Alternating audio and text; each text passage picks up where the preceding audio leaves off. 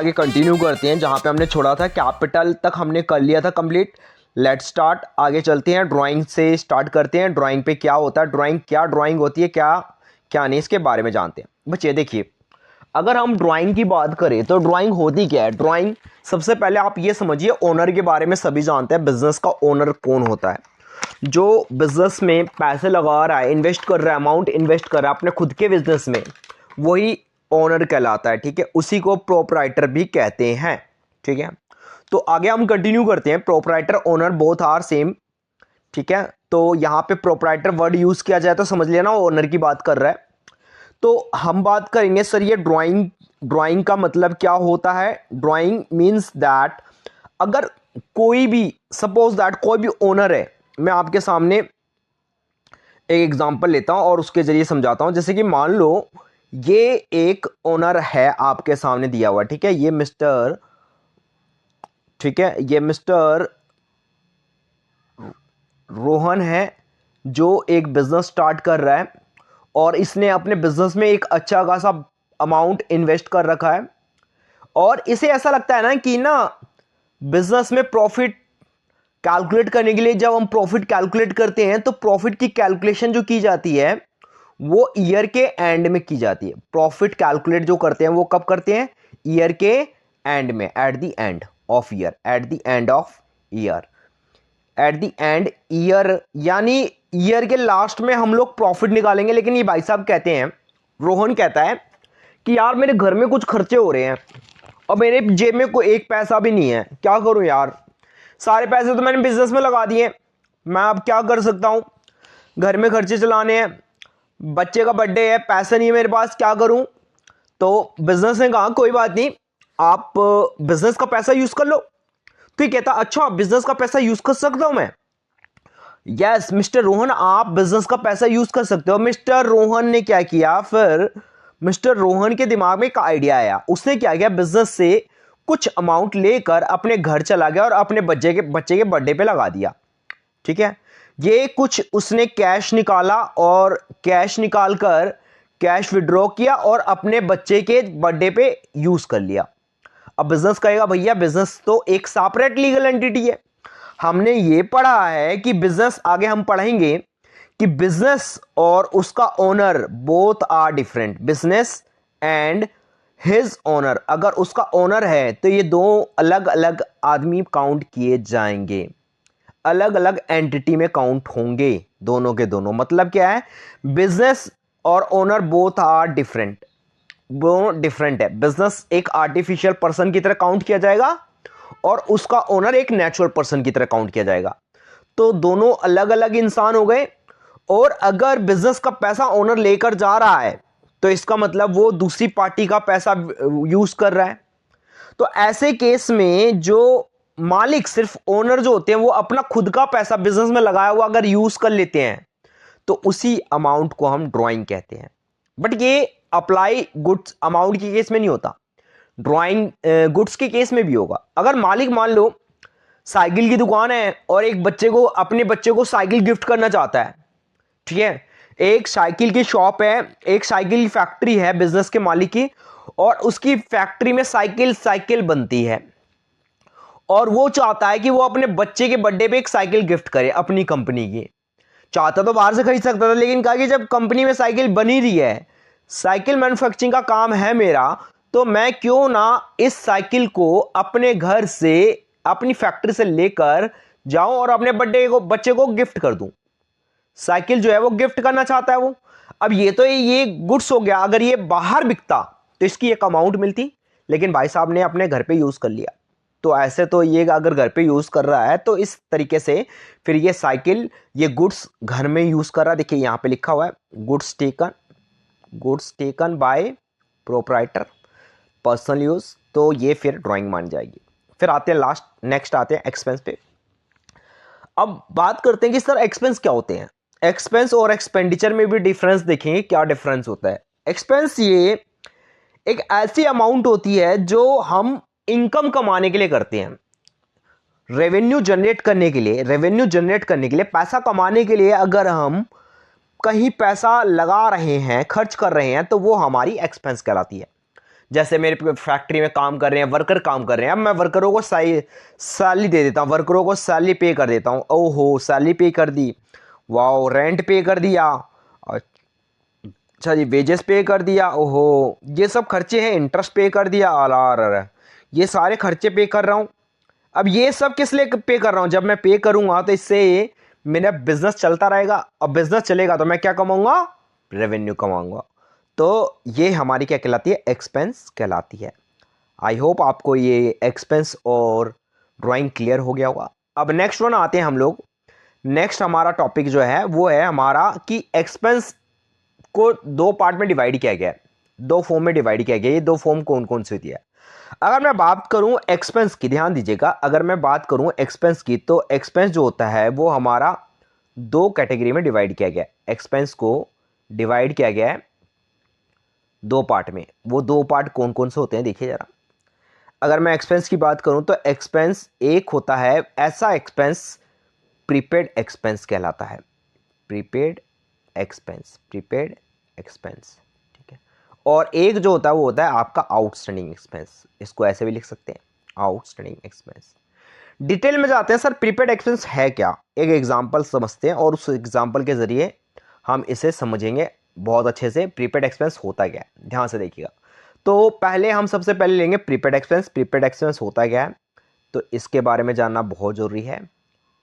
Prepaid expense actual में ऐसा खर्चा है जो हम पहले पे करके आते हैं, एडवांस में पे कर देते हैं। फॉर एग्जांपल, मुझे अपने मोबाइल का रिचार्ज करवाना था, मोबाइल में अपने रिचार्ज करवाना था, और मैंने क्या किया, मोबाइल में गया दुकान पे, और दुकान पे जाके मैंने मोबाइल पे रिचार्ज करवा लिया, अपने मोबाइल में नंबर पे रिचार्ज करवा लिया। अब मुझे ये बताओ कि ये जो मैंने नंबर पे रिचार्ज करवाया है, ये रिचार्ज आज करवाया है, बेनिफिट कब लूँगा? पहले बेनिफिट ले चुका था या अब इसके बाद बेनिफिट लूँगा? तो जाहिर सी बात है, मैंने एक्सपेंस, यानी एक्सपेंस जो होने वाला है फ्यूचर में, जो खर्चा होने वाला रिचार्ज का, उसको मैंने पहले ही पे कर दिया। एक्सपेंस पेड किया पहले, एडवांस में दे दिया, इन एडवांस। सर ये क्या? ये कि बिफोर यूजिंग, बिफोर यूजिंग आपने अभी उसका बेनिफिट नहीं लिया।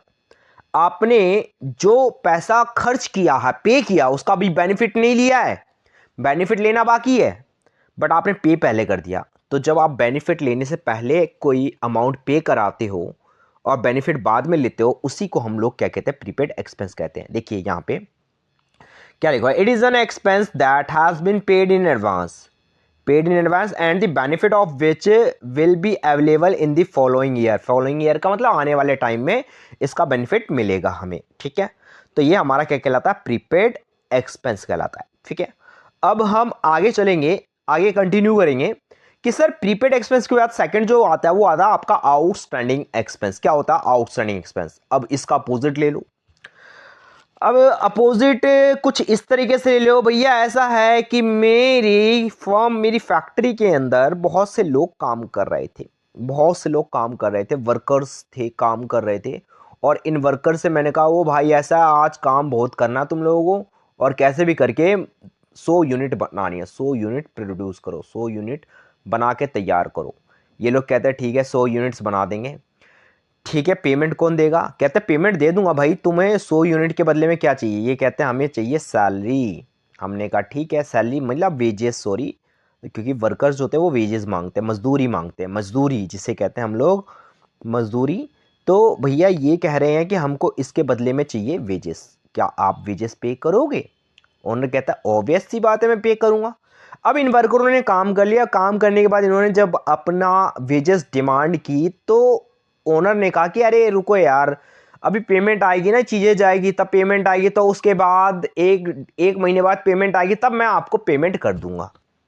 अब मैंने क्या किया, इनसे काम जो है, वर्क जो है, इनसे काम जो किया, वर्क क्या किया, इनसे पहले करवा लिया, वर्क डन बिफोर पेइंग। पैसा देने से पहले काम करवा लिया, और पैसे अभी तक दिए नहीं है, बिफोर पेइंग एंड, और अभी तक अमाउंट क्या है? पेंडिंग। अमाउंट क्या है? पेंडिंग पड़ी हुई है। सर अभी तक अमाउंट क्या है? Pending. Pending wages, pending wages. मजदूरी अभी तक मैंने नहीं दी, मजदूरी कहते हैं वेजेस को। अभी तक मैंने उन वर्करों की मजदूरी नहीं दी, वेजेस पे नहीं किया, तो जाहिर सी बात अभी तक पे नहीं किया वेजेस, तो यानी ये वेजेस क्या रह गया, आउटस्टैंडिंग रह गया। ये क्या रह गया, आउटस्टैंडिंग। इसी पेंडिंग रह गया, पेंडिंग, ड्यू, ये सब वर्ड जो होते हैं यही हमारे क्या कहलाता है, आउटस्टैंडिंग एक्सपेंस कहलाते हैं। तो ये एक्सपेंस हमारे आउटस्टैंडिंग रह गए। तो जाहिर सी बात है, ऑब्वियसली है, आपको ये, आई होप आपको ये क्लियर हो गया होगा कि आउटस्टैंडिंग एक्सपेंस क्या होता है। ठीक है, तो आउटस्टैंडिंग एक्सपेंस के कुछ एग्जांपल दिए गए हैं। ठीक है, यहाँ पे देख लीजिएगा, ये आउटस्टैंडिंग रेंट, आउटस्टैंडिंग सैलरी, ये सारे तो एक्सपेंस ही होते हैं, इनका नाम ही होता है। रेंट, सैलरी, वेजेस, ये सब हमारे एक्सपेंस होते हैं। ठीक है, खर्चे होते हैं। एक्सपेंस का मतलब खर्चा होता है। अब इसके बाद हम लोग आते हैं, नेक्स्ट वन जो आते हैं वो आते हैं हम लोग इनकम पे। इनकम क्या होती है, चलिए जानते हैं इनकम के बारे में। ठीक है, इनकम की बात की जाए बच्चे, तो इनकम जो होती है हमारी, वो जो हम प्रॉफिट कमा रहे हैं, क्या कमा रहे हैं, प्रॉफिट कमा रहे हैं। Income is the profit earn during an accounting period. जो एक बिजनेसमैन होता है, बिजनेसमैन की इनकम की बात कर रहे हैं बेटा, यहाँ पे हम इनकम उसकी नहीं काउंट करते, क्योंकि हम अकाउंट्स किसका बनाते हैं, बिजनेस का बनाते हैं। यहाँ पे जो अकाउंट बनाया जाता है, अकाउंट जो हम बना के तैयार करते हैं, अकाउंट प्रिपेयर करते हैं, वो अकाउंट प्रिपेयर करते हैं किसका, बिजनेस का। किसका, बिजनेस का। तो हम बिजनेस का अकाउंट बना रहे हैं, तो ये बिजनेस क्या कहता है, बिजनेस कहता है मेरा अकाउंट बनाओगे तो ईयर के एंड में मुझे क्या मिलेगा, क्या इस अकाउंट को बनाने से क्या फायदा होगा। कहते हैं इस अकाउंट को तैयार करने से ईयर के एंड में हम आपको बता पाएंगे कि इस बिजनेस को कितना प्रॉफिट हुआ है। अच्छा जी, इससे क्या होगा, ये सर यही प्रॉफिट तो आपकी क्या कहलाएगी, इनकम कहलाएगी। यही प्रॉफिट आपकी इनकम कमाई कहलाएगी। इसी से आप आगे बिजनेस में पैसा लगाओगे या अपना घर चलाओगे या कुछ भी करोगे फॉर एग्जाम्पल, तो ये आपकी इनकम आती है।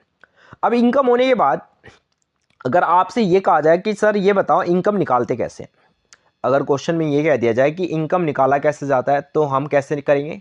सर इनकम निकाला ऐसे जाता है कि मान लो कि आपके पास एक एग्जांपल लेते हैं। ठीक है, वैसे तो इनकम निकालने का डायरेक्ट फॉर्मूला मैं बता सकता हूं, बट मैं आपको एक एग्जांपल देता हूं, एग्जांपल के जैसे समझाता हूं। जैसे कि मान लो मैंने 100 यूनिट्स बनाए। ठीक है, 100 यूनिट्स बना के तैयार कर दी। ये 100 यूनिट्स जब बना रहा था, तो इस 100 यूनिट्स को बनाने पे मेरी जो कॉस्ट आ रही है वो देखिए, 100 यूनिट्स प्रोड्यूस किए मैंने। ठीक है, प्रोड्यूस किए, तो प्रोड्यूस किए तो क्या हुआ, इस 100 यूनिट को बनाने की कॉस्ट जो आई थी वो मेरी कितनी आई थी, वो आई थी, कॉस्ट आई थी मेरी, वो आई थी, मान लो 100 यूनिट को बनाएंगे 1000 रुपये की कॉस्ट आई है। ठीक है, ये मुझे इतना खर्चा आया है। अब मैं कहता हूं कि मान लो कॉस्ट 1000 की आई है, लेकिन मैंने इसको उठाकर जब बेचने गया मार्केट में, तो मैंने सेल इसको कर दिया 1500 में। ओहो, 1500 में बेचा। ठीक है सर, 1500 में बेचा तो खर्चा, मतलब खर्चे, कॉस्ट की बात करें तो कॉस्ट क्या होता है, कॉस्ट सर रॉ मटेरियल लगाया गया होगा, रॉ मटेरियल लगा होगा, रॉ मटेरियल के साथ क्या लगा होगा, रॉ मटेरियल के साथ हमारा लगा होगा कुछ खर्चे हुए होंगे एक्स्ट्रा अलग से इस रॉ मटेरियल को बनाने के, तो ये सब कॉस्ट बन जाती है। अब इस बीच हमें कितने का फ़ायदा हुआ, 500 का। कितने का फ़ायदा हुआ, 500 का। तो ये हमारा जो 500 का जो फ़ायदा हुआ, यही हमारी क्या कहलाती है, ये जो प्रॉफिट हुआ कितने का, 500 का, यही हमारी क्या कहलाएगी, एक बिजनेस की क्या कहलाएगी, इनकम कहलाएगी। और इनकम की एक पहचान होती है, जो प्रॉफिट की भी पहचान होती है। प्रॉफिट वो होती है जो हर साल होती रहेगी, हर साल होगी, और ये रेगुलर बेसिस पे होगी। ठीक है, तो ये हमारी क्या कहलाएगी, प्रॉफिट कहलाएगी। आगे हम पढ़ेंगे गेन के बारे में। प्रॉफिट और गेन दोनों एक जैसे ही होते हैं, देखा जाए प्रॉफिट और गेन दोनों एक जैसे, नाम से क्लियर हो जाता है, दोनों का मतलब ही लाभ होता है, बट थोड़ा सा फर्क होता है। प्रॉफिट वो है जो बिजनेस के अंदर रेगुलर होनी है, जो रेगुलर सेल होगी, रेगुलर कॉस्ट आएगी, तो उसका डिफरेंस जो होगा वो हमारा प्रॉफिट कहलाएगा। ठीक है, लेकिन गेन वो है जो हमें रेगुलर नहीं होता है। ठीक है, कभी कभार होता है। चलिए जानते हैं प्रॉफिट निकालने का फॉर्मूला क्या होता है। प्रॉफिट या इनकम कह दो, इनकम कह लो या प्रॉफिट कह लो। ठीक है, अगर हम इनकम निकालना चाहते हैं बच्चे, तो इसके लिए आप क्या करोगे, जो आपने सेल किया है, सेल का मतलब क्या होता है, सेल में से आप कॉस्ट को माइनस करोगे। तो सेल को हम बोलते हैं, सेल से जो पैसा आता है उसे बोलते हैं रेवेन्यू। उसे क्या बोलते हैं, रेवेन्यू। तो सेल से जो पैसा आएगा उसे कहेंगे हम लोग रेवेन्यू। और रेवेन्यू में से हम लोग क्या कर रहे हैं बच्चे, यहाँ पे हम रेवेन्यू में से क्या कर रहे हैं, रेवेन्यू में से माइनस कर रहे हैं कॉस्ट। क्या माइनस कर रहे हैं, कॉस्ट। कॉस्ट एक तरह से क्या है, चीज़ों को बनाने की लागत है, और इसे हम एक्सपेंस भी कह सकते हैं, ठीक है, इसे हम एक्सपेंस भी कह सकते हैं। तो रेवेन्यू माइनस में से एक्सपेंस कर दो तो बच्चे ये हमारा प्रॉफिट आ जाएगा। प्रॉफिट कह लो या हमारा इनकम कह लो, दोनों एक ही है, एक ही बात है। प्रॉफिट जो हम कमा रहे हैं पूरे साल में वही बिजनेस के लिए इनकम है। अब इनकम भी बच्चे दो तरह की होती है, इनकम भी आपके सामने दो तरह की हो जाती है, ठीक है। इनकम आपके सामने कितनी की तरह की होती है, दो तरह की इनकम हो जाती है, ठीक है। तो हम लोग इनकम की बात करेंगे, ध्यान दीजिएगा। इनकम यहाँ पे दो तरह की कैसे होती है चलिए जानते हैं। इनकम यहाँ पे दो तरह की ऐसे होती है, एक इनकम होती है जो आपने एडवांस में रिसीव की, जैसे कि मान लो कि ये मिस्टर ए है जो मेरे पास काम कर रहा है, मेरी फैक्ट्री में काम करता है, और ये कहता है कि भैया मेरे घर में शादी है, मुझे कुछ पैसे चाहिए। मैंने कहा एडवांस चाहिए, कह रहा हाँ एडवांस दे दो। मैंने कहा ठीक है एडवांस ले जा, लेकिन आने वाले टाइम में जब तू तेरी सैलरी आएगी तो मैं इतने पैसे काट लूँगा, इतने पैसे नहीं दूंगा। इसने कहा कोई बात नहीं। ऐसे बिजनेस है। बिजनेस कौन सा बिजनेस किसका है, मिस्टर रोहन का बिजनेस था ये। हमने रोहन से एग्जाम्पल लिया था, रोहन का ये बिजनेस है। रोहन भी क्या कर रहा है, ध्यान से देखिएगा। रोहन यहाँ पे क्या करता है, ध्यान से सुनिएगा। रोहन कुछ काम ऐसा कर रहा है कि रोहन कहता है कि भैया ऐसा है, एक पार्टी से कहता है कि भैया ऐसा है मैं आपको सामान दूंगा, ठीक है, बट मुझे कुछ पैसा चाहिए एडवांस में, क्या आप मुझे पैसा एडवांस में दे सकते हो। तो पार्टी ने कहा ठीक है एडवांस में हम तुझे पेमेंट दे देते हैं, लेकिन उसके बदले में तू क्या करेगा। कहता है कि ठीक है एडवांस पेमेंट मुझे दे दो, मैं आपको जिस दिन ये सामान देने आऊँगा उस दिन ये पैसा काट लूँगा। तो ये मिस्टर रोहन यानी बिजनेस ने लिया, बिजनेस के लिए कैसी इनकम है, एडवांस में हो गई है। तो इनकम रिसीव्ड इन एडवांस ये हमारा क्या कहलाता है, it is an income that has been received in advance and the benefit of which will be provided in the following year और ईयर। पैसा आप अभी ले लेते हो लेकिन उसको बेनिफिट आप फ्यूचर में दोगे, that is income received in advance. अब नेक्स्ट वन जो हम बात करेंगे, ध्यान दीजिएगा, नेक्स्ट वन जो हमारी बात होगी वो होगी हमारी एक्रूड इनकम पे। एक्रूड इनकम क्या होती है चलिए जानते हैं एक्रूड इनकम के बारे में, ठीक है। एक्रूड इनकम जो होती है वो हमारी इनकम होती है, ऐसी इनकम जो बिजनेस ने कमा तो लिया। जैसे एक पार्टी को क्या किया, बिजनेस ने सामान बेच दिया, ठीक है। हमारा बिजनेस जो है वो बिजनेस के मालिक ने मान लो एक सामान बेचा है, हम किसी पार्टी को सामान डिलीवर करके आ गए और उस पार्टी से कहा पेमेंट दे दो सर, आपका ये सामान आ चुका है और आपको इतनी पेमेंट देनी है। उस पार्टी ने कहा कि भैया ऐसा है ये पेमेंट आप बाद में ले लेना।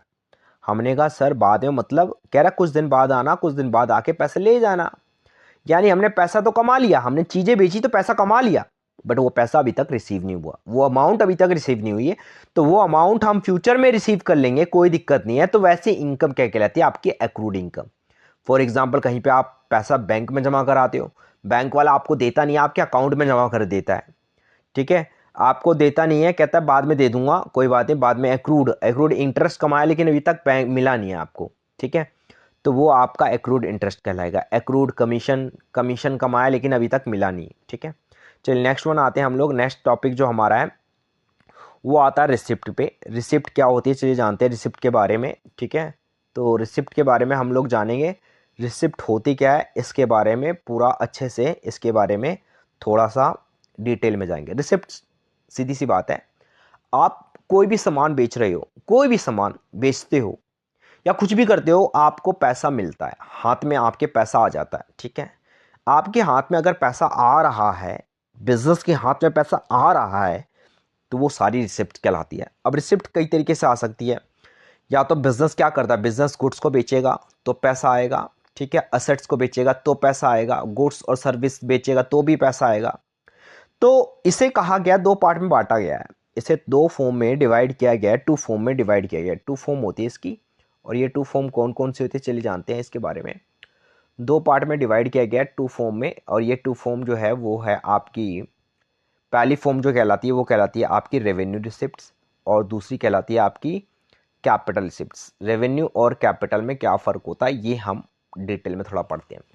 देखो, एक बिजनेस है जो डेली डेली पैसा रिसीव कर रहा है या हर महीने महीने पैसा रिसीव कर रहा है, अमाउंट रिसीव कर रहा है, यानी अगर डेली बेसिस पे, रेगुलर बेसिस पे, डेली रेगुलर बेसिस पे, कई बार होता है मंथली मंथली आते हैं, रेगुलर बेसिस पे कोई अमाउंट रिसीव कर रहे हो, रेगुलर बेसिस पे अगर आप कोई अमाउंट रिसीव कर रहे हो तो वो अमाउंट आपकी फिर क्या कहलाती है, रेवेन्यू रिसिप्ट कहलाती है। अब ये सब तो नॉर्मल कोर्स ऑफ बिजनेस में होता है, नॉर्मल कोर्स ऑफ बिजनेस में, यानी नॉर्मली ये बिजनेस में होता रहता है। तो नॉर्मली बिजनेस में जो होता रहता है उसे नॉर्मल कोर्स ऑफ बिजनेस कहते हैं। नॉर्मल कोर्स ऑफ बिजनेस जो बिजनेस में नॉर्मली मिलता रहेगा, तो ऐसी रिसिप्ट को हम लोग रेवेन्यू रिसिप्ट कहते हैं। इसके अंदर आता है sales of goods of service, interest और dividend on investment. Sale of goods and service का मतलब है हम गुड्स को जब बेचते हैं तो और सर्विस बेचते हैं तो हमें डेली डेली पैसा रिसीव होगा, ठीक है। तो ये हमारी क्या कहलाएगी, रेवेन्यू रिसिप्ट्स कहलाएगी, ठीक है। गुड्स को बेचेंगे, सर्विस को बेच देंगे, ठीक है, तो ये हमारी रेवेन्यू रिसिप्ट्स कहलाती है, ठीक है। इंटरेस्ट, कहीं पैसा लगा रखा है, हर महीने इंटरेस्ट आ रहा है, डिविडेंड आ रहा है इन्वेस्टमेंट पे। अब नेक्स्ट वन जो आता है वो आता है कैपिटल रिसिप्ट्स। सर क्या होता है कैपिटल रिसिप्ट्स, इसके बारे में जानते हैं। सर इर्रेगुलर बेसिस पे, इर्रेगुलर का मतलब क्या है, रेगुलर नहीं है जी। कभी कभार हमने पैसा मिल गया, अरे यार कभी कभार पैसा कब मिलता है, एक बिल्डिंग थी उसको उठा के मैंने आज बेच दी, क्या मैं डेली बेचूंगा, नहीं। क्या मैं हर महीने बेचूंगा, नहीं। हर साल बेचूंगा, नहीं। सर कभी कभार हो गया, इर्रेगुलर मीन्स नेचर का हो गया। तो ऐसी इनकम, ऐसी जो आपकी रेवेन्यू नहीं है वो सारी कैपिटल कहलाती है। अगर सिंपल लैंग्वेज में कहो, नॉट रेवेन्यू, नॉट रेवेन्यू जो रेवेन्यू नहीं है या रेगुलर नहीं है, नॉट रेवेन्यू जो रेगुलर नहीं है या जो रेवेन्यू नहीं है, इसी को हम क्या कहते हैं, कैपिटल रिसिप्ट्स कहलाते हैं। जैसे कि आप ओनर की क्या कर रहे हो, ओनर ने पैसा लगाया बिजनेस में, बार बार थोड़ी नहीं लगाएगा, कभी कभार लगाएगा, तो ये हमारे owner capital contribution by owner, खुद का पैसा लगाया उसने बिजनेस में, तो ये कैपिटल रिसिप्ट्स है। सेल की फिक्स एसेट्स को बेचकर उससे पैसा रिसीव किया, ये आपकी कैपिटल रिसिप्ट्स है। मशीन बेचा, बिल्डिंग बेची, फर्नीचर बेचा, इन्वेस्टमेंट बेचा, लोन लिया, तो ये सब प्रोसेस जो होते हैं, ये सब तरीके जो होते हैं, ये आपके क्या कहलाते हैं, आपकी कैपिटल रिसिप्ट्स कहलाते हैं। अब इसके बाद हम लोग प्रॉफिट की बात करते हैं। प्रॉफिट हम पढ़ ही चुके थे कि इनकम जो होती है वही प्रॉफिट होती है, बट प्रॉफिट को डिटेल में पढ़ेंगे कितने तरह के प्रॉफिट होते हैं। देखिए, प्रॉफिट जो होता है वो हमारा, जो हम बिजनेस को ऑपरेट करते समय, जब हम बिजनेस को ऑपरेट कर रहे होते हैं तो उससे हम जो पैसा कमाते हैं वो सारी प्रॉफिट कहलाते हैं। इनकम प्रॉफिट है, इनकम, सारे प्रॉफिट इनकम कहलाते हैं बिजनेस के लिए। बिजनेस के लिए जो भी प्रॉफिट होगा वो सारी इनकम कहलाएगी बिजनेस की। लेकिन प्रॉफिट क्या होता है, हमें ये जानना जरूरी है ना कि सर ये प्रॉफिट हो रहा क्या है, ये प्रॉफिट होता क्या है, क्या माजरा जी, प्रॉफिट होता क्या है, इसके बारे में डिटेल में बताओ। अरे भाई, प्रॉफिट होता क्या है, जो हम बिजनेस के अंदर नॉर्मली जो भी एक्टिविटीज कर रहे हैं और उससे हम पैसा कमा रहे हैं तो वो सारे प्रॉफिट है।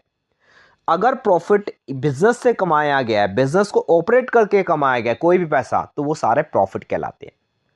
अब बिजनेस ऑपरेट करते समय प्रॉफिट का फॉर्मूला भी देखो, लिखा हुआ है रेवेन्यू माइनस एक्सपेंस, लिखा हुआ है बच्चे, रेवेन्यू माइनस एक्सपेंस, मैंने जो पहले बताया था। अब प्रॉफिट को डिवाइड किया जाता है दो पार्ट में। प्रॉफिट जो होता है ये दो पार्ट में डिवाइड कर लिया जाता है। ये दो पार्ट कौन कौन से होते चलिए जानते हैं। प्रॉफिट की दो फॉर्म होती है। अब ये दो फॉर्म जो होती है, इस दो फॉर्म के बारे में समझेंगे। एक होता है ग्रॉस प्रॉफिट और एक होता है नेट प्रॉफिट, जीपी और एनपी। सर क्या होता है जीपी और क्या होता है एनपी, इन दोनों के बारे में हम लोग आगे नेक्स्ट पीपीटी में डिस्कस करेंगे। चलिए देखते हैं। नेक्स्ट जो पीपीटी है वो आपके आ चुकी है सामने, कि सर ये ग्रॉस प्रॉफिट क्या होता है और नेट प्रॉफिट क्या होता है, ठीक है। ग्रॉस प्रॉफिट का मतलब होता है जैसे हम डायरेक्टली कोई गुड्स बेचकर आ गए, सेल किया, हमने कोई गुड्स को उठा के सेल कर दिया, डायरेक्टली सेल किया, सेल गुड्स को बेचा, बने बनाए गुड्स को बेचकर आ गए, और ये गुड्स बेचा हमने 1,00,000 रुपये में, ठीक है, 10,000 रुपये में, सपोज 10,000 में बेचा गया। और इसको बनाने की कॉस्ट जो है COGS यानी कॉस्ट ऑफ गुड्स सोल्ड, ये जो है इसको बनाने की लागत जो आई है वो आई है 8,000 रुपये, ठीक है। तो हमने क्या किया, पूरा माइनस कर दिया, 10,000 में से 8,000 माइनस किया तो 2,000 रुपये का हमारा क्या आ गया, ग्रॉस प्रॉफिट आ जाएगा। डायरेक्टली सेल में से कॉस्ट ऑफ गुड्स सोल्ड को माइनस कर दो, ये हमारा जीपी होता है, ठीक है। तो ग्रॉस प्रॉफिट आ जाएगा। इसके अंदर जो कॉस्ट ऑफ गुड्स सोल्ड है, इसके अंदर चीज़ों को खरीदने से लेके अगर हम बात करें चीज़ों को खरीदने से लेके, इसमें बात की जाए तो चीज़ों को खरीदने से लेके, परचेज से लेके आगे जो भी खर्चे हुए हैं, परचेज से लेके जितने भी डायरेक्ट खर्चे हुए होंगे, डायरेक्ट यानी इसको लाते वक्त जो खर्चा हुआ डायरेक्टली, तो वो सारे इसके अंदर इंक्लूड होते हैं। उन सब को जब जोड़ दिया जाता है तो हमारी COGS बन के तैयार होती है, कॉस्ट ऑफ गुड्स सोल्ड। तो इसी कॉस्ट ऑफ गुड्स सोल्ड को क्या करते हैं, इसी में से माइनस कर देते हैं सेल ऑफ गुड्स को, तो ये हमारा 2,000 रुपये का क्या आ जाता है, ग्रॉस प्रॉफिट आ जाता है। क्लियर है यहाँ तक? चलिए जानते हैं अब नेट प्रॉफिट जानते हैं। फिर क्या हुआ कि सर ये तो ठीक था, लेकिन अब बाद में हमें ये पता चला कि यार गुड्स तो बेच दिया और बेचने से हमें प्रॉफिट भी पता चल गया, इतना प्रॉफिट हुआ है, लेकिन इस गुड्स का हिसाब किताब करने के लिए, इसकी पैकिंग वैकिंग से लेके ऑफिस में हिसाब किताब अकाउंटेंट बैठा रखे हैं जो हिसाब किताब करते हैं, गवर्नमेंट को टैक्स देते हैं, साथ के साथ कुछ असेट्स होते हैं जिसमें डेप्रिसिएशन लगता है, चेयर वेयर ऑफिस में लगा रखी है, ऑफिस वाले रेंट भी दे रहे हैं, ऑफिस किस लिए बनाए हुए हैं, ताकि इन गुड्स का हिसाब किताब रखा जा सके।